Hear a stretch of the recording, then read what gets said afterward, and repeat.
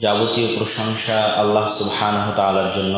আমরা তারই প্রশংসা করি, তার নিকটে সাহায্য প্রার্থনা করি, তার নিকটে ক্ষমা প্রার্থনা করি। আমাদের যাবতীয় খারাপ কাজের অনিষ্ট থেকে আল্লাহ সুবহানাহু তাআলার নিকটে পরিত্রাণ চাই। আল্লাহ সুবহানাহু তাআলা যাকে চান তাকে হেদায়েত দিতে পারেন, আর আল্লাহ সুবহানাহু তাআলা যাকে হেদায়েত দিতে চান না তাকে কেউ হেদায়েত দিতে পারে না। আমরা আরও সাক্ষ্য দিই আল্লাহ সুবহানাহু তাআলা ব্যতীত কোনো মাবুদ নেই, তার কোনো শরীক নেই, এবং মুহাম্মদ সাল্লাল্লাহু আলাইহি ওয়াসাল্লাম তার বান্দা এবং তার রাসূল। আজকে আল জামিয়া আস-সালাফিয়া ডাঙ্গিপাড়া কবা রাজশাহীর বিশাল বাইতুল হামদ জামে মসজিদ এই প্রথম পরিপূর্ণ মসজিদে সালাত হচ্ছে, আলহামদুলিল্লাহ। কেননা এর আগে মসজিদের অর্ধেক, এক সপ্তাহ আগ পর্যন্ত মসজিদের অর্ধেক টাইলস ছিল না এবং ছাত্ররা ছিল বাকি অর্ধেকে। তো আজকে এই প্রথম মসজিদের সম্পূর্ণ সৌন্দর্য ফুটে উঠতেছে এবং এখানে উপস্থিত আছেন হাজারো অভিভাবক যারা তাদের সন্তানদের নিয়ে আজকের জামিয়া সালাফিয়ায় ভর্তি পরীক্ষায় অংশগ্রহণ করানোর জন্য এসেছেন। আমি অন্য বিষয়ে খুতবা দিতে চাইলেও আমার সিদ্ধান্ত পরিবর্তন করে অভিভাবকদের উদ্দেশ্যে কিভাবে নিজের সন্তানকে মানুষ করা যায় সেই মর্মে সংক্ষিপ্ত খুতবা দেওয়ার চেষ্টা করব ইনশাআল্লাহ আজিজ। মানুষের জীবন অনেক সংক্ষিপ্ত, আর মানুষের জীবনের অপর নাম হচ্ছে সময়। ওয়াল আসর, সময়ের শপথ, ইন্নাল ইনসানা লাফি খুসর, নিশ্চয় সকল মানুষ সময়ের ক্ষেত্রে ক্ষতিগ্রস্ত। সব মানুষই সময় নষ্ট করে। কারা সময় নষ্ট করে না? আল্লাযীনা আমানু ওয়া আমিলুস সালিহাত ওয়া তাওয়াসাউ বিল হাক্কি ওয়া তাওয়াসাউ বিস সবর। ঈমান আনয়ন করে, সৎ আমল করে, পরস্পরকে হকের দিকে দাওয়াত দেয় এবং পরস্পরকে ধৈর্য ধারণের জন্য বলে। একমাত্র তাদের সময় ব্যতীত বাকি সকলের সময় নষ্ট। আর এক হাদিসে রাসূল সাল্লাল্লাহু আলাইহি ওয়াসাল্লাম বলেছেন, আদ-দুনিয়া কুল্লুহা মালউনা, দুনিয়া এবং তার মধ্যে যা কিছু আছে সবই অভিশপ্ত, কিছুই কাজে লাগে না। শুধু যা কিছু আল্লাহর জন্য করা হয় তাই কাজে লাগে। আল্লাহ সুবহানাহু তাআলার জন্য যা করা হয় শুধু সেটাই সময়কে কাজে লাগায়। এই জন্য ইবনুল কাইয়িম রাহিমাহুল্লাহ তার বইয়ের মধ্যে লিখছেন যে পৃথিবীতে মানুষ ৮০ বছর জীবনযাপন করার পরেও, ১০০ বছর জীবনযাপন করার পরেও পরকালে গিয়ে দেখবে যে সে মাত্র ১ মাস বেঁচে ছিল দুনিয়াতে, সে মাত্র ১ বছর বেঁচে ছিল দুনিয়াতে, অথচ সে বেঁচেছে ১০০ বছর। কেন? তার জীবনের সব সৎ আমল একত্রিত করে ১ মাসের সমান হয়নি। সুতরাং ৮০ বছর জীবনযাপন করার পরও আসলে বাস্তবে সে মাত্র ১ মাস জীবনযাপন করেছে। তাহলে সময় হচ্ছে মানুষের জীবন। আমাদের যখন থেকে জন্ম হয়েছে এবং আমরা যখন থেকে মৃত্যুবরণ করব, এই সময়টুকু আল্লাহ আমাদের দিয়েছে। এই সময় আমরা রাজশাহীতেও বসবাস করতে পারি, এই সময় আমরা ঢাকাতেও বসবাস করতে পারি, আমেরিকা লন্ডনেও বসবাস করতে পারি। আমাদের বাড়ি পৃথিবীর জায়গা নয়, পৃথিবীর জমি নয়, আমাদের বাড়ি নির্দিষ্ট সময়। আল্লাহ সুবহানাহু ওয়া তাআলা দুনিয়া শুরু করার পর থেকে যে সময় চলতে থাকছে ওই সময়ের মধ্যে মানুষ বসবাস করে, জায়গাতে নয়, মাটিতে নয়। ওই সময়ের মধ্যে আদম আলাইহিস সালাম চলে গেছে, ওই সময়ের মধ্যে মুসা, ঈসা, মুহাম্মদ সাল্লাল্লাহু আলাইহি ওয়াসাল্লাম সময়ের মধ্যে তারা জীবনযাপন করেছে। আমরাও পৃথিবীতে সময়ের মধ্যেই বসবাস করি। সুতরাং সময়টিই হচ্ছে আমাদের জীবন। আর এই সংক্ষিপ্ত সময় রাসূল সাল্লাল্লাহু আলাইহি ওয়াসাল্লাম বলেছেন, আমার উম্মতের গড় আয়ু এইরকমই, ৬০, ৭০, ৮০, এটাই হচ্ছে রাসূল সাল্লাল্লাহু আলাইহি ওয়াসাল্লামের উম্মতের গড় আয়ু। তো সারা পৃথিবীতে বর্তমান মানুষ এই আয়ুতেই জীবনযাপন করছে। তো এই সংক্ষিপ্ত সময় পরিকল্পনা যদি মানুষ সঠিকভাবে না গ্রহণ করে তো জীবনে সফলতার মুখ দেখা অনেক কঠিন। এই জন্য সংক্ষিপ্ত সময়ে পরিকল্পনা হতে হয় অনেক পরিচ্ছন্ন, অনেক স্পষ্ট, অনেক সুচিন্তিত, অনেক পরিকল্পিত। তো আপনি আপনার সন্তানকে, আমি অনুরোধ করব যে বাইরে যারা মাইকে আওয়াজ করতেছে কেউ উঠে গিয়ে জুমার সালাত চলা অবস্থায় মাইকে কথা বলতে নিষেধ করেন। পিছন থেকে কোনো দায়িত্বশীল যদি থাকেন তো উঠে গিয়ে মাইকে যারা কথা বলতেছে তাদেরকে মাইকে জুমার সালাত চলা অবস্থায় কথা বলতে নিষেধ করেন। তো মানুষের সময় অনেক সংক্ষিপ্ত, পরিকল্পনা নিতে হয় সুচিন্তিত। এখন একটা বাচ্চা আপনার, এই বাচ্চাকে আপনি কিভাবে মানুষ করবেন এই বিষয়ে আপনার পরিকল্পনা থাকতে হবে স্পষ্ট, নাহলে প্রত্যেক পদে পদে ভুল সিদ্ধান্ত নেবেন। এরকম বহু ভুল সিদ্ধান্ত আমি আমার জীবনে দেখেছি। আমার একজন ক্লাসমেটের ঘটনা আমি বলি মাঝে মধ্যেই, যে সে ক্লাস 8 থেকে পড়াশোনা শেষ করে এসে মাদ্রাসায় ভর্তি হয়েছে ক্লাস 5। তাহলে যদি মাদ্রাসাতেই পড়া লাগতো তাহলে আগেই ভাবা লাগতো। ক্লাস 8 পর্যন্ত পড়ার পরে 3 বছর নষ্ট করে আবার মাদ্রাসায় এসে ক্লাস 5-এ ভর্তি হওয়া, তারপরে আবার এসএসসি, এইচএসসি, দাখিল আলিম দিয়ে সে আবার চলে গেছে জেনারেল লাইনে।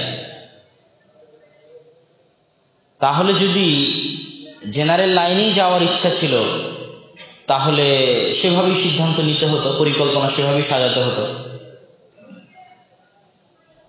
তো সিদ্ধান্তের ক্ষেত্রে পিতামাতাকে হতে হবে অনেক সচেতন, যাতে আপনার সিদ্ধান্তহীনতার কারণে আপনার সন্তানের জীবন এবং সময় নষ্ট না হয়।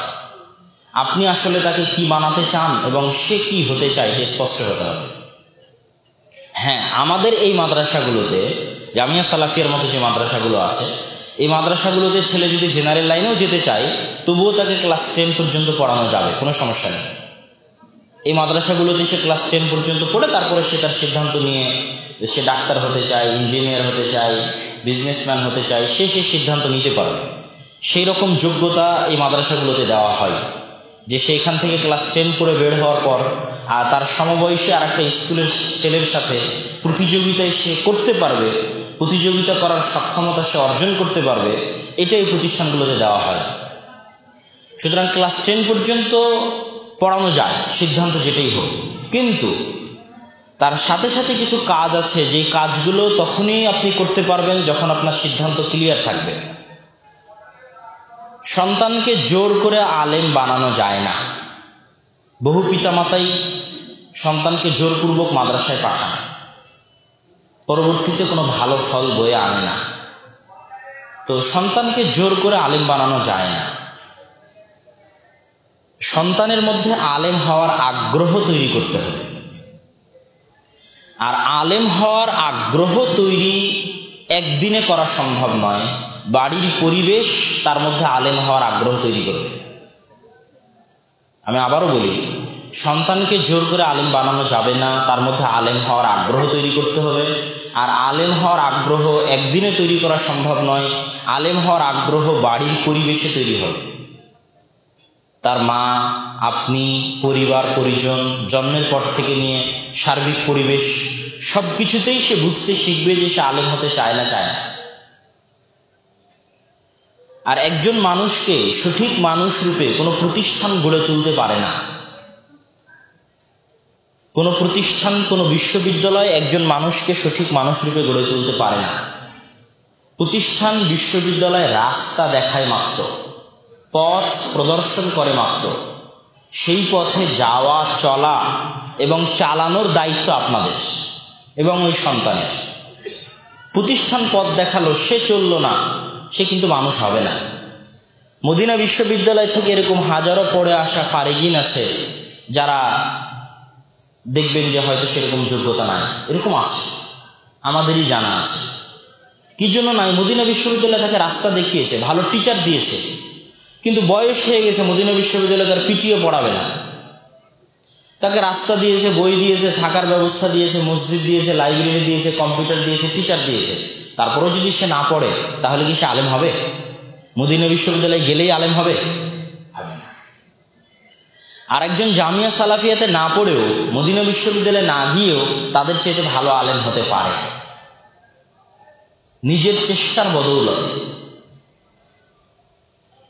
তো বাড়ির পরিবেশ কিরকম হতে হবে? আমি আদর্শ পরিবার বক্তব্যে দীর্ঘ আলোচনা করেছি যে বিবাহ থেকে শুরু হতে হবে ঠিকভাবে, বিবাহ হতে হবে সুন্নাত পদ্ধতি অনুযায়ী, হারাম সম্পর্কে বিবাহ হওয়া যাবে না, বিবাহে যত অনৈতিক কৃষ্টি কালচার কুসংস্কার আছে সেগুলো লালিত পালিত হওয়া যাবে না, কেননা পরিবার বিবাহ দিয়েই শুরু হয়।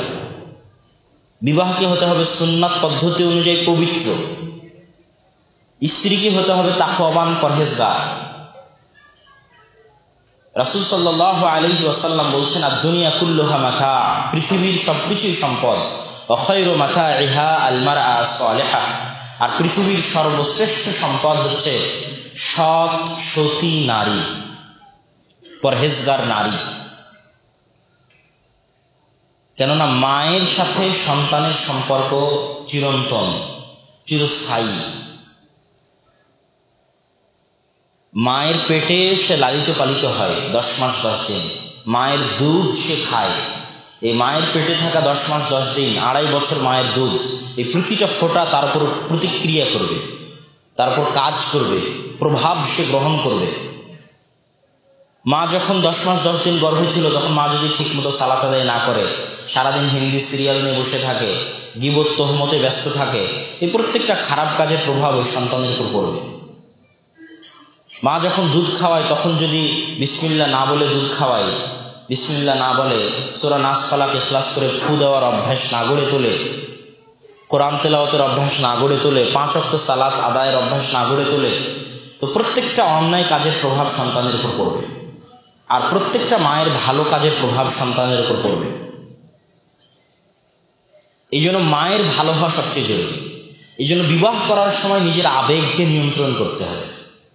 আবেগী হয়ে বিবাহ করা যাবে না, অন্তত বিবাহ আবেগী হয়ে করা যাবে না। আবেগ মানে অমুককে আমার ভালো লাগে, আমি অমুককে বিয়ে করবই। বিবাহের ক্ষেত্রে আবেগ কাজে লাগানো যাবে না।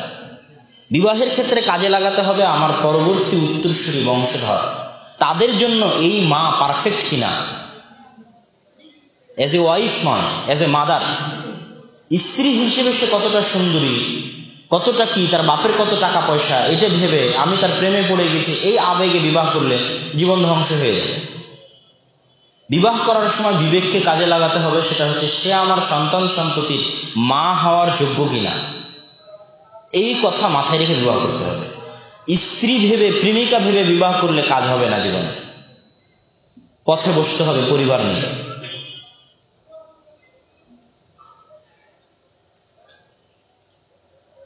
তো আপনি বিবাহ করার সময় আপনাকে এটা মাথায় রাখতে হবে যে আপনি আপনার সন্তানের মাদেরকে চয়ন করতেছেন। সন্তানের মা যদি এমন না হয় যে সন্তানকে বিদায় দিয়ে 2 রাকাত সালাত আদায় করতে পারবে না, দোয়া করতে পারবে না, যার দোয়া আল্লাহর দরবারে কবুল হবে না, এরকম যদি সন্তানের মা হয়, তাহলে আপনার সন্তানও মাঠে মারা যাবে, আপনিও মাঠে মারা যাবেন। কেন মায়ের দোয়া অনেক কার্যকরী। পৃথিবীতে সবচেয়ে কার্যকরী হচ্ছে পিতামাতার দোয়া। এখন মাই যদি দোয়া করা না জানে, মায়ের সাথে যদি আল্লাহর সম্পর্ক দুর্বল হয়, মায়ের সাথে আল্লাহ সুবহানাহু ওয়া তাআলার সম্পর্ক যদি ভালো না হয়, তাহলে ওই মায়ের পক্ষ থেকে সৎ সন্তান আশা করা খুব কঠিন। এটা গেল দ্বিতীয় পদক্ষেপ। বিবাহের পরে বাড়িতে সার্বিক পর্দার ব্যবস্থা, ইসলামের যাবতীয় হুকুম আহকাম মানার ব্যবস্থা, যেটা আব্দুর রাজ্জাক বিন ইউসুফ আপনাদের শ্রদ্ধেয় শায়েখ বহু বক্তব্যে বলেছে। বিবাহ করতে হলে আলাদা বাড়ি লাগবে, আলাদা বাথরুম লাগবে, টয়লেট লাগবে, তাহলে বিবাহের সক্ষমতা, না হলে বিবাহের সক্ষমতা আসেনি। যাতে পর্দা করতে পারে, করাতে পারেন স্ত্রীকে পর্দা। এবং বাড়ির পরিবেশ হতে হবে ইসলামী। বাড়ির পরিবেশ ইসলামী হওয়ার জন্য তেমন কিছু লাগে না, সবচেয়ে জরুরি কয়েকটা জিনিস লাগে। তার মধ্যে একটা হচ্ছে বাড়ির সম্পর্ক হতে হবে মসজিদের সাথে। কিসের সাথে? মসজিদের সাথে। ছেলে মেয়ে স্ত্রী পুত্র সবার সম্পর্ক হবে মসজিদের সাথে, মসজিদের খাদেম। ইব্রাহিম আর ইসমাইল আলাইহিস সালাতু ওয়াস সালামকে আল্লাহ সুবহানাহু ওয়া তাআলা বলছে, ওয়াতাহহির বাইতিয়া লিত-তাইফিনা ওয়াল আকিফিনা ওয়ার রুকআইস সুজুদ, ইব্রাহিম ইসমাইল তোমরা দুই বাপ বেটা মিলে আমার ঘর বাইতুল্লাহ সাফ করবে, পরিষ্কার করবে, ফ্যান পরিষ্কার করবে, লাইট পরিষ্কার করবে, ঝাড়ু দিবে, এটা তোমাদের কাজ। এতে পরিবারের সম্পর্ক কিসের সাথে থাকবে? মসজিদের সাথে থাকবে। তাহলে পরিবারে ইসলামী পরিবেশ বিরাজ করার প্রথম শর্ত হচ্ছে মসজিদের সাথে সম্পর্ক থাকতে হবে। সন্তানকে মসজিদে নিয়ে যেতে হবে, পিতাকে মসজিদে যেতে হবে। আর দুই একটা বৈশিষ্ট্য থাকলে পরিবারে ইসলামী পরিবেশ বিরাজ করবে। তার মধ্যে একটা হচ্ছে সকাল সন্ধ্যা কোরআন তেলাওয়াতের অভ্যাস। পরিবারের সবাই একটা আয়াত হলেও, একটা সূরা হলেও ফজরের পর তেলাওয়াত করবে, মাগরিবের পর তেলাওয়াত করবে। তাহলে বাড়িতে রহমত বর্ষিত হবে। আমরা যখন ছোটবেলায় ছিলাম, এখন তো একসাথে ওভাবে একত্রিত হওয়া হয় না। ছোটবেলায় যখন একসাথে বাসাতেই ছিলাম, তখন সন্ধ্যার পর এবং ফজরের পর একটা মনোরম পরিবেশ বিরাজ করত। সেটা হচ্ছে সবাই কোরআন তেলাওয়াত করতেছে। তো এই পরিবেশটা বাড়িতে বরকত নিয়ে আসে, বাড়ির পরিবেশকে ইসলামী পরিবেশ করতে সহযোগিতা করে। সেটা হচ্ছে সকাল সন্ধ্যায় কি তেলাওয়াত করার অভ্যাস? কোরআন তেলাওয়াত করার অভ্যাস। সবাইকে নিয়ে পরিবারের সব সদস্যই বাধ্যতামূলক একটা আয়াত হলেও তেলাওয়াত করবে সকালে এবং মাগরিবের পরে একটা আয়াত হলেও তেলাওয়াত করবে। পরিবারে ইসলামী পরিবেশ বিরাজ করার আরেকটা জিনিস, তিনটা বললাম। একটা বললাম মসজিদে আসা, একটা বললাম সকাল সন্ধ্যায় কোরআন তেলাওয়াত, আর 3 নাম্বার হচ্ছে বাড়িতে প্রবেশ এবং বের হওয়ার সময় সালাম দেওয়া। আসসালামু আলাইকুম বলে বাড়িতে প্রবেশ করা। এটা লজ্জার কিছু নয়, শরমের কিছু নয়। এই বিশ্বাস নিয়ে বাড়িতে সালাম দিতে হবে যে আমি বাড়িতে সালাম দিয়ে প্রবেশ করলে বাড়িতে বরকত হবে, আর আমি যদি সালাম দিয়ে প্রবেশ না করি বাড়িতে শয়তান থাকবে, আর শয়তান যেখানে থাকে না ওখানে বরকত, আল্লাহর রহমত থাকে না। সুতরাং বাড়িতে প্রবেশ করার সময় লজ্জা লাগলেও, শরম লাগলেও, ছেলে মেয়ে সবাইকে, কেউ যদি না থাকে, একটা বাড়িতে আপনি ঢুকতেছেন, সেই বাড়িতে দেখতেছেন কেউ নাই, তারপরেও সালাম দিবেন। ওই বাড়িতে ফেরেশতা থাকতে পারে। সবাই মিলে বাহিরে সফর করতে গেছিলেন, তালা দিয়ে দরজা খুলতেছেন, তখনও সালাম দিবেন। কেন? বাড়িতে কে থাকতে পারে? ফেরেশতা থাকতে পারে। আসসালামু আলাইকুম বলে সালাম দিবেন। বাড়ির ইসলামী পরিবেশ বিরাজ করার চতুর্থ বৈশিষ্ট্য হচ্ছে বাড়িতে কোনো ছবি মূর্তি রাখা যাবে না। ঘোড়ার মূর্তি, হরিণের ভাস্কর্য, আপনার পিতামাতার ছবি, নেতা নেত্রীর ছবি, নেতা নেত্রীর ভাস্কর্য, বাড়ি হতে হবে ছবি মূর্তি মুক্ত। কেননা যে বাড়িতে ছবি মূর্তি আসে সেই বাড়িতে কে প্রবেশ করে না বলেন তো? রহমত বরকতের ফেরেশতা প্রবেশ করে না। লা তাদখুলুল মালায়েকা, ফেরেশতা প্রবেশ করে না ওই বাড়িতে যে বাড়িতে সুওয়ারুল ওয়া তামাসিল, ভাস্কর্য, মূর্তি, পশু প্রাণী, মানুষজন আছে, সেই বাড়িতে রহমতের ফেরেশতা প্রবেশ করে না। আমাদের পুরো জীবনের সাথে ফেরেশতা এবং শয়তানের সম্পর্ক ওতপ্রোত, অঙ্গাঅঙ্গিভাবে জড়িত। হয় শয়তান না হয় ফেরেশতা, হয় শয়তান না হয় ফেরেশতা, হয় বরকত না হয় শয়তান। পুরো কোরআন হাদিস পৃষ্ঠার পর পৃষ্ঠা খুললে এটাই পাবেন। ইন্নাশ শাইতানা লাকুম আদুউম মুবিন, শয়তান তোমাদের প্রকাশ্য শত্রু। শয়তান ওয়াদা করে ফাবিমা আওয়াইতানি লাআকুদান্নাহুম সিরাতাকাল মুস্তাকিম, আমি অবশ্যই আদম সন্তানের ডানে বামে সামনে পিছন থেকে হেদায়েতের রাস্তায় সিরাতে মুস্তাকিমে আসতে বাধা দিব। যদি বিসমিল্লাহ বলে খাও তাহলে শয়তান খাবে না, আর যদি বিসমিল্লাহ না বলো শয়তান খাবে। যদি সালাম দাও বাড়িতে প্রবেশের সময়, শয়তান বলবে লা মাবিতা লাকুম ওয়ালা আশা, এই বাড়িতে তোমাদের থাকা খাওয়ার জায়গা নেই। যদি সালাম না দাও শয়তান বলবে এই বাড়িতেই তোমাদের থাকার জায়গা, এই বাড়িতেই তোমাদের খাওয়ার জায়গা। বাথরুমে প্রবেশ করার সময় যদি দোয়া বলো তাহলে শয়তান ক্ষতি করতে পারবে না, দেখতে পারবে না। সূরা বাকারার শেষ 2 আয়াত যদি পড়ো তাহলে বাড়িতে শয়তান থাকতে পারে না। যে বাড়িতে ছবি মূর্তি আছে ওই বাড়িতে রহমতের ফেরেশতা প্রবেশ করে না। তাহলে এই যে যত আয়াত হাদিস খুঁজে বের করবেন সব দেখবেন হয় শয়তান না হয় ফেরেশতা। বাড়ি থেকে বের হওয়ার সময় যে বলবে বিসমিল্লাহ তাওয়াক্কালতু আলাল্লাহ লা হাওলা ওয়ালা কুওয়াতা ইল্লা বিল্লাহ, শয়তান তখন তার সঙ্গী সাথীকে বলে যে এই দোয়া পড়ে বের হয়েছে, তার ক্ষতি করা যাবে না, তোমরা দূরে যাও। তাহলে এবং সূরা নাস, ফালাক, ইখলাসের মধ্যেও দেখবেন যে আল্লাহ সুবহানাহু ওয়া তাআলা শয়তানের কথা এনেছে। কুল আউযু বিরাব্বিন নাস, মালিকিন নাস, ইলাহিন নাস, মিন শাররিল ওয়াসওয়াসিল খান্নাস, মিন শাররিল ওয়াসওয়াসিল খান্নাস আল্লাযী ইউওয়াসবিসু ফি সুদুরিন নাস। মানুষের অন্তরে ওয়াসওয়াসা দেয়, এই শয়তান থেকে পরিত্রাণ চাই। মিনাল জিন্নাতি ওয়ান নাস, জিন শয়তান থেকে, মানুষ শয়তান থেকে পরিত্রাণ চায়। কেননা মানুষের অন্তরে প্রভাব বিস্তার করার ক্ষমতা আপনার স্ত্রী, পুত্র, সন্তান, সন্ততি, বাপ মা, বন্ধু বান্ধবের নাই। অন্তর ফুসলানোর ক্ষমতা, প্রভাব বিস্তার করার ক্ষমতা একমাত্র শয়তানের আছে। আর শয়তান বাস্তব, শয়তান এবং ফেরেশতা হচ্ছে বাস্তব, কাল্পনিক কোনো চরিত্র নয়। সুতরাং বাড়িতে যদি আমরা ইসলামী পরিবেশ বজায় রাখতে চাই, তাহলে বাড়ির সম্পর্ক হতে হবে মসজিদের সাথে। বাড়িতে সকাল সন্ধ্যা কোরআন তেলাওয়াত হতে হবে। বাড়িতে সালাম দিয়ে বের হওয়া, সালাম দিয়ে প্রবেশ করার অভ্যাস থাকতে হবে। এবং 4 নম্বরে হচ্ছে কি বললাম, ভুলে গেছেন? হ্যাঁ, ছবি মূর্তি। জাযাকাল্লাহ খায়র। বাড়িতে ছবি মূর্তি থাকা যাবে না। এই পরিবেশে যে সন্তান মানুষ হবে, বাপ মাকে দেখবে কোরআন তেলাওয়াত করতে, বা সন্তান যখন গর্ভে তখন মা কোরআন তেলাওয়াত করত।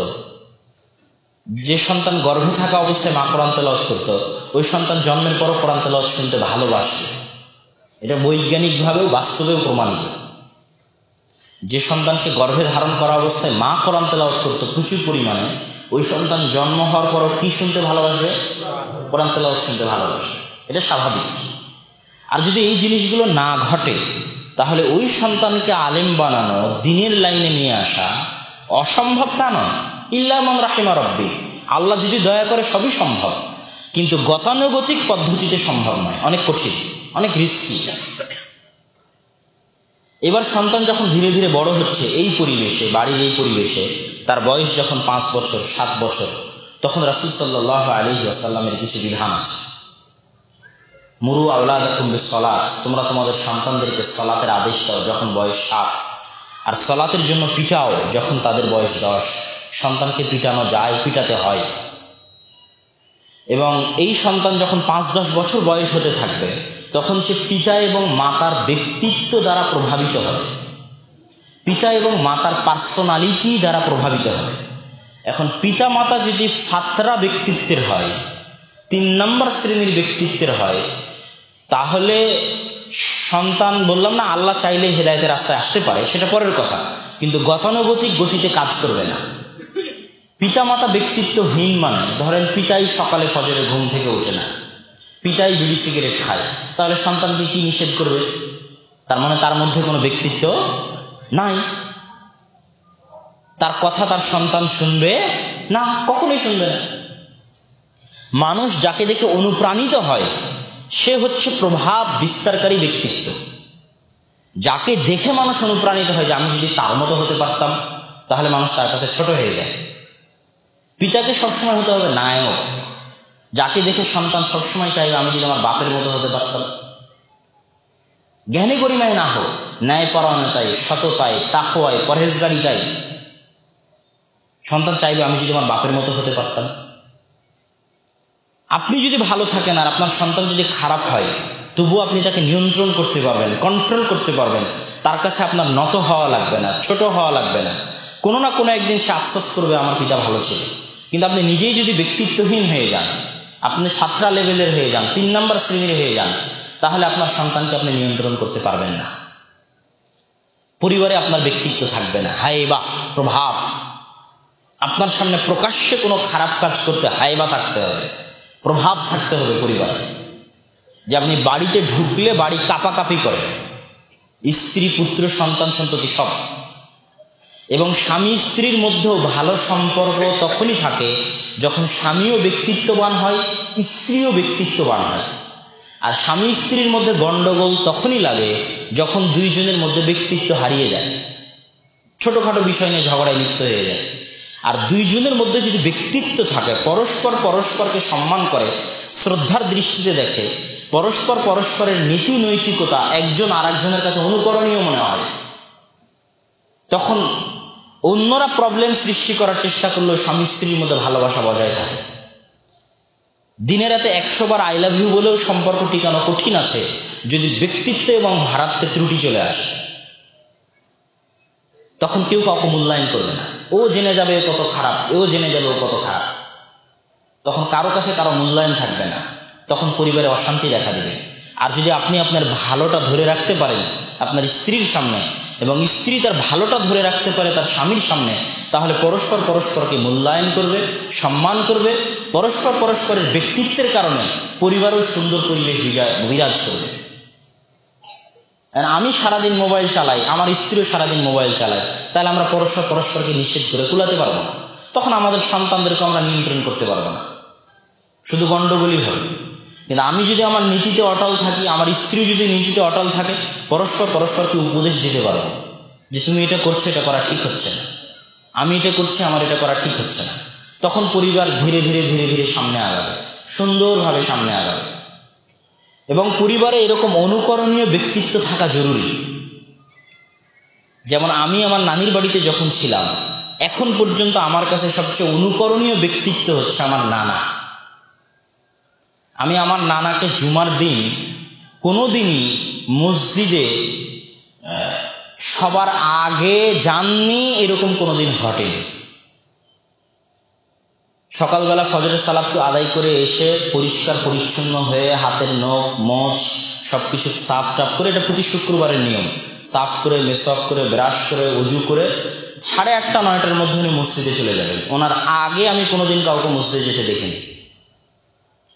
এবং ঝড় বৃষ্টি বন্যা বাদল বাধা বিপত্তি কোনো কিছুই 5 ওয়াক্ত সালাতে মসজিদ থেকে তাকে দূরে রাখতে পারেনি। তো আমি মাঝে মধ্যে তাকে অনুকরণ করার, মাঝে মধ্যে ভাবি যে কাকে অনুকরণ করা উচিত। তো ছোটবেলাতে আমার মনে কাজ করতো যে ইনি একটু অন্যরকম মানুষ, বেনামাজির হাতের খাবার খেতেন না, এরকম মুরব্বী আগের যুগে অনেক ছিল। তো পরিবারে এরকম ব্যক্তিত্বওয়ালা মানুষ থাকা দরকার, যাকে দেখে সন্তান অনুকরণ করবে। কারণ পরিবারে সবাই যদি ফাতরা হয়, 3 নম্বর শ্রেণীর হয়, তাহলে সন্তানকে মানুষ করা কঠিন আছে। এটা গেল দ্বিতীয় পয়েন্ট। বিবাহ গেলাম, তারপরে গর্ভে ধারণের পর্ব গেল, তারপরে 5-7 বছর যখন আসবে তখন সন্তান আপনাদেরকে দেখে অনুকরণ করবে।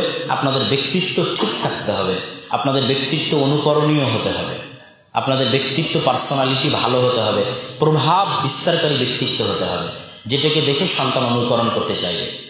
এরপরে পড়াশোনার লাইনে চলে আসে। সন্তানকে আলেম বানাতে হলে আপনি কিভাবে সন্তানকে পড়াশোনা করাবেন? 1 নাম্বার হিফজ। খুব কম আলেম দুনিয়াতে আছে যারা হাফেজ নন, খুব কম আলেম। হাফেজ ইবনে হাজার আসকালানী, ইবনে তাইমিয়া, ইবনুল কাইয়িম, আরও যারা আগের যুগে চলে গেছেন, তাদের অধিকাংশই কোরআনের হাফেজ। তো 98, 97 বা 90% আলেম ওলামা যারা পৃথিবীতে বিখ্যাত, তারা সবাই কিসের হাফেজ? কোরআনের হাফেজ। কোরআনের হাফেজ ছাড়াও আলেম ওলামা আছে, নাই তা বলবো না, আছে। তো সেই ক্ষেত্রে হিফজ করে নেওয়া ভালো, ছোটতে হোক বড় হয়ে হোক। ছোটতে যদি হিফজে দেন তাহলে 2টা জিনিস মাথায় রাখবেন। এখন অনেক স্কুল মাদ্রাসা তৈরি হয়েছে যারা আপনার সন্তানকে ক্লাস 10, ক্লাস 5, ক্লাস 6 পর্যন্ত আলিফ বা তাসা, আরবি, বাংলা, অঙ্ক সবই পড়াবে, আবার তার পাশাপাশি হিফজও করাবে। এটাকে আমি ব্যক্তিগতভাবে মনে করি ধোঁকা। কি জন্য ধোঁকা? কোরআন হিফজ করার অভিজ্ঞতা মুসলিম জাতির আজকের নয়, যে আজকে পিস স্কুল আসলো, জামিয়া সালাফিয়া আসলো, আব্দুর রাজ্জাক বিন ইউসুফ আসলো, তানজিমুল উলামা মাদ্রাসা আসলো, সবাই আজকে নতুন থিওরি আবিষ্কার করলো যে এই পদ্ধতিতে কোরআন হিফজ করতে হবে, এটা ভালো। কোরআন হিফজ করার অভিজ্ঞতা আজকের 50-60 বছরের নয়। কত বছর থেকে মুসলিম উম্মাহ কোরআন হিফজ করতেছে? 1400 বছর থেকে কোরআন হিফজ করতেছে। It's a long time experience. এই লং টাইম এক্সপিরিয়েন্সে এটাই প্রমাণিত যে হিফজ করার সময় অন্য কিছু রাখতে হয় না। হিফজ করার সময় অন্য কিছু রাখতে হয় না, তাহলে হিফজটা মজবুত হয়, পাক্কা হয়, ভালো হয়। সর্বোচ্চ কিছু দোয়া রাখা যেতে পারে, দোয়া মুখস্থ করা রিলেটেড কিছু রাখা যেতে পারে। তো হিফজে যখন দিবেন তখন অবশ্যই এই ধোঁকা থেকে বেঁচে থাকার চেষ্টা করবেন। হিফজের সময় অন্য কিছু রাখতে হয় না। 2 নাম্বার, হিফজের সময় মাদ্রাসা গুরুত্বপূর্ণ নয়, টিচার গুরুত্বপূর্ণ। হিফজের ক্ষেত্রে মাদ্রাসা গুরুত্বপূর্ণ নয়, টিচার গুরুত্বপূর্ণ। ক্লাস লেভেলে মাদ্রাসা গুরুত্বপূর্ণ। কেন? ক্লাস লেভেলে 8টা ঘন্টা হয়, 8টা ঘন্টাতেই ভালো শিক্ষক পাঠানোর ক্ষমতা মাদ্রাসারই থাকতে পারে। ওই ক্ষেত্রে মাদ্রাসা গুনতে হবে কোন মাদ্রাসা ভালো, ও জামিয়া সালাফিয়া ভালো, তাহলে জামিয়া সালাফিয়া দিই।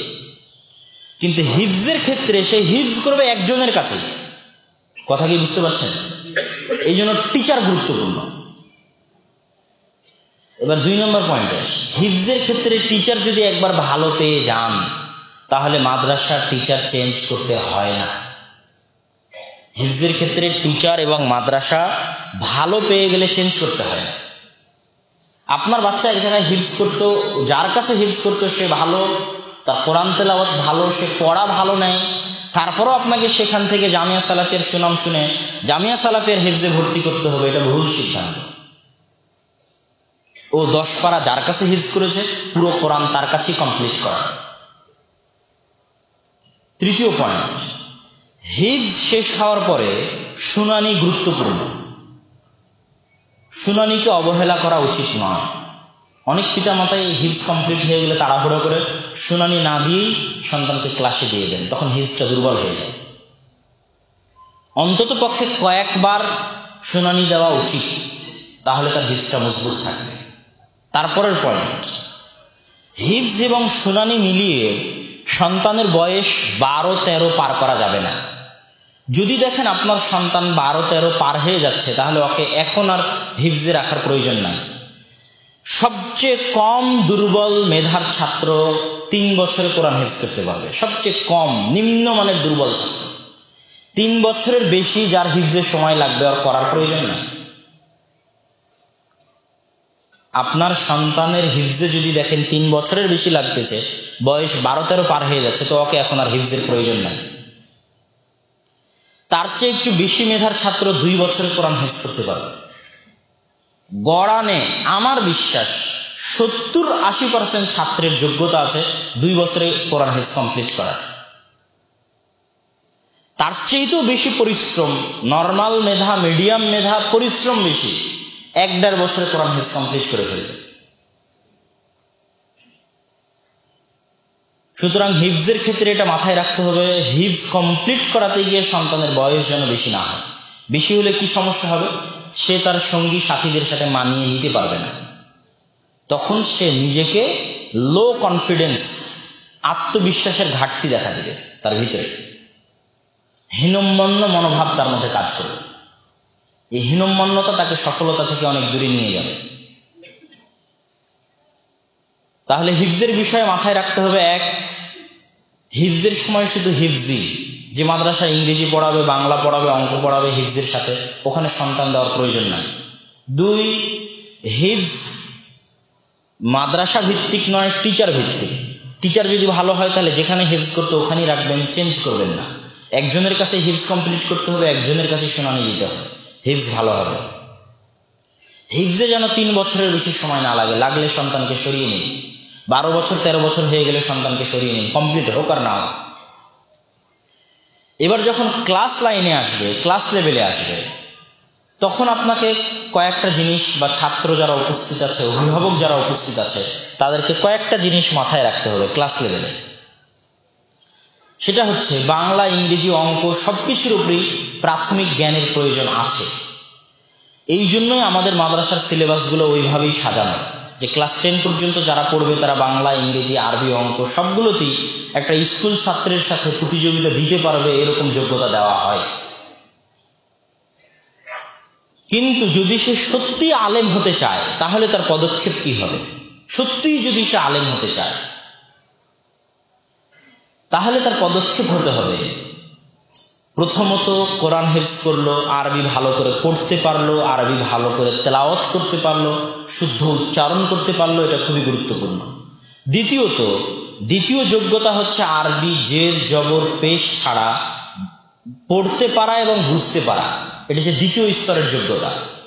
কোরআন মাজিদ মুখস্থ করার পরে, কোরআন শেষ করার পরে, কোরআন ভালোভাবে পড়তে পারার পরে, আরবি ভালোভাবে পড়তে পারার পরে, যারা নন আরব, আরব নয়, আমরা হচ্ছে আরব নই, সেটা বাঙালি হোক, হিন্দুস্তানি হোক, পাকিস্তানি হোক, নন আরব যারা, তাদের জন্য দ্বিতীয় লেভেলের যোগ্যতা হচ্ছে জের জবর পেশ ছাড়া আরবি পড়তে পারতে হবে শুদ্ধ, এবং আরবি বুঝতে পারতে হবে শুদ্ধ। কেননা জের জবর আরবি ভাষার অংশ নয়। আপনি এখনো অনলাইনে গিয়ে যে কোনো আরবি পত্রিকা সার্চ দেন, জের জবর পাবেন না।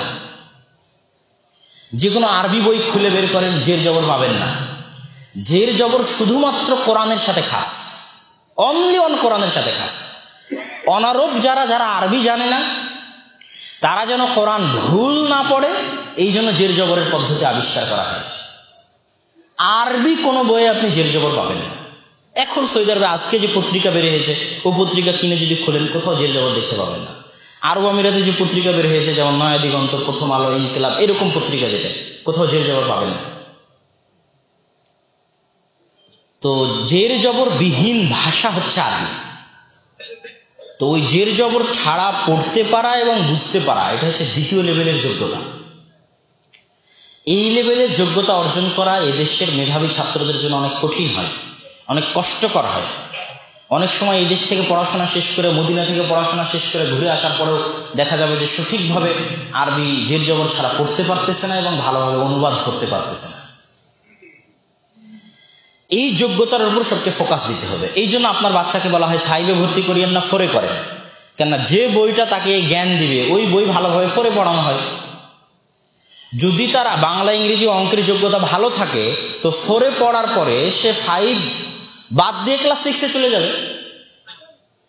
কিন্তু তারপরও তার বেসিক যেন ভালো হয় আরবির ক্ষেত্রে, এই জন্য 1 বছর কমে হলেও নিচে হলেও 4-এ ভর্তি করাই ভালো আমাদের মাদ্রাসাগুলো। তাহলে তার বেসিক মজবুত হবে আরবির ক্ষেত্রে। তার আগের পড়াশোনার আলোকে সে 5 বাদ দিয়ে 6-এও যেতে পারে, 7 বাদ দিয়ে 8-এও যেতে পারে, কিন্তু বেসিকটা 4-এ থাকে। এই জন্য 4-এ ভর্তি করাতে দ্বিধা করার প্রয়োজন নাই পিতামাতার, আমি মনে করি। এবছরও বহু ছাত্র যারা 4-এ বিভিন্ন স্কুল থেকে এসে 4-এ ভর্তি হয়েছিল গত বছর, তারা ভালো রেজাল্ট করে এখন 5 বাদ দিয়ে ক্লাস 6-এ চলে যাচ্ছে। এই যোগ্যতাটা অর্জন হওয়ার পরের যেটা লেভেল, সেই লেভেলটা আমাদের দেশে নাই বললেই চলে। আছে কিছু টুটা ফাটা, হালকা পাতলা, কিন্তু আমরা ওই লেভেলটার উত্থান ঘটাতে চাই ইনশাআল্লাহ, যদি আল্লাহ তৌফিক দেয়। সেই লেভেলটা হচ্ছে যে সে ইসলামের জ্ঞানের যতগুলো শাখা প্রশাখা আছে, উসুলে হাদিস, উসুলে ফিকহ, বালাগাহ, মান্তিক, নাহু, সরফ, উসুলুত তাফসীর, তাফসীর, হাদিস, হাদিসের ব্যাখ্যা, ফিকহ, উসুল আল ফিকহ, এই যে ইসলামের জ্ঞানের যতগুলো শাখা প্রশাখা আছে, উলুমুল কোরআন, এই শাখা প্রশাখাগুলোর গভীর চর্চা, এই গভীর চর্চাটা আমাদের দেশে কিছু কিছু হানাফি মাদ্রাসায় আছে। আহলে হাদিস মাদ্রাসাগুলো চেষ্টা করে যাচ্ছে, কিন্তু সেই লেভেলে পৌঁছতে না পারার কারণেই ছাত্রদেরকে বিদেশমুখী হতে হয়। যে আমাকে সৌদি আরব যাওয়া লাগবে, বা একটা সময় ছিল আমাকে ইন্ডিয়া, পাকিস্তান যাওয়া লাগবে। কেন ইন্ডিয়া, পাকিস্তানের মাদ্রাসাগুলো এই লেভেলে অনেক ভালো কাজ আছে, উচ্চতর জ্ঞানের লেভেলে। সেটা দারুল উলুম দেওবন্দ হোক, জামিয়া সালাফিয়া বানারস হোক, নাদতুল উলামা লখনৌ ইন্ডিয়া হোক, বা পাকিস্তানের যেগুলো বড় মাদ্রাসা আছে সেগুলো হোক, উচ্চতর জ্ঞানের লেভেলে তাদের ভালো পারফরমেন্স আছে।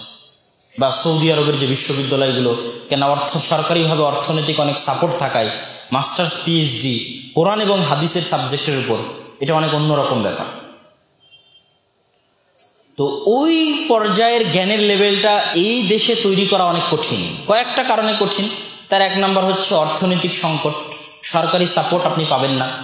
সরকার যেগুলো নামকাওয়াস্ত ইসলামী বিশ্ববিদ্যালয় বানিয়েছে ওগুলো ওইভাবে মনোযোগ দিয়ে সেগুলোর পিছনে সময় ব্যয় করা হয় না, সঠিক রাস্তায় সেগুলোকে এগিয়ে নিয়ে যাওয়া হয় না। তো এগুলোর জন্য অর্থের প্রয়োজন, বিশাল লাইব্রেরির প্রয়োজন, অনেক যোগ্য টিচার প্রয়োজন যারা বাহির থেকে এসে এই দেশে পড়াবে। তাহলে তখন এই দেশটা হবে জ্ঞানের উর্বর ভূমি। বাংলাদেশ কিন্তু এখনো জ্ঞানের জগতে নিজের নাম লেখাতে পারেনি, কিন্তু ভারত, পাকিস্তান জ্ঞানের জগতে তাদের নাম আছে। সৌদি আরবে গিয়ে আপনি লাইব্রেরিগুলোতে বসবেন, এই হাদিসের এই গ্রন্থটা কোথায় প্রথম প্রকাশ হয়েছে দেখবেন, আউয়াল তাবা আফিল হিন্দ, হিন্দে প্রথম প্রকাশ হয়েছে। ভারতে কোথায় প্রথম প্রকাশ হয়েছে? পাকিস্তানে। এটার ব্যাখ্যা আরবিতে কে করেছে? পাকিস্তানে করেছে। হাদিসের এই গবেষণাটা কোথায় হচ্ছে? পাকিস্তানে। এই গবেষণাটা কোথায় হচ্ছে? ভারতে। কিন্তু আহলে হাদিস, হানাফি নির্বিশেষে বাংলাদেশ এখনো জ্ঞানের সেই উর্বর ভূমি হতে পারেনি যে বাংলাদেশের নাম বহির্বিশ্বগুলোতে নেওয়া হবে জ্ঞানের জগতে, ইসলামী জ্ঞানের জগতে। এটা অনেক রিস্ক, এটা করা অনেক কঠিন। তো পরের লেভেলে পৌঁছার জন্য সন্তান সন্ততিদেরকে এখন পর্যন্ত বাহিরমুখী হওয়াই উচিত।